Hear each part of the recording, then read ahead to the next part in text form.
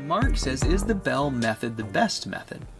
You know, Mark, that's a really, really, really, really, really tricky question, and I don't think there's a best method. I think in most instances, the bell makes the most sense. I mean, I think it uses the least material, it's the least amount of labor, it's really flexible in shape and design. They're very efficient. I could go on and on and on, but I've come around to be a real big fan of those. Unless there's some real specific reason to do a Flue Run cob buried system, I would choose those last.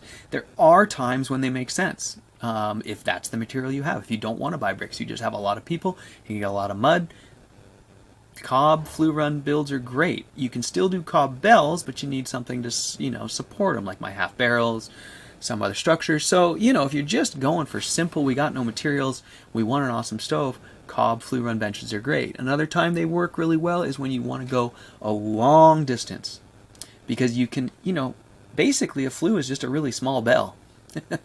So you just can stretch it out really far. The downside is I don't think those long benches get very warm. You just don't have, very much transfer surface area. Whereas when the whole bench is a bell, you're transferring across the whole top, and then once that's hot, you start transferring down the sides. So, it's just big flue pipe as a bell is how I look at it. It's big, thick flue pipe. And so, I do think bells are better for most builds, but some people want, a stove here and a 50-foot run down the whole side of their barn for a lot of people to hang out on. And in those cases, Flue Run's going to make more sense, because a bell, you'll never do it. You won't get that far.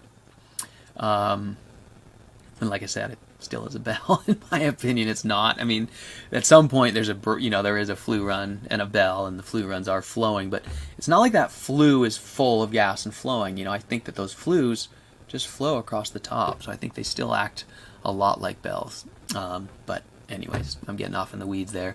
So hopefully that makes sense there.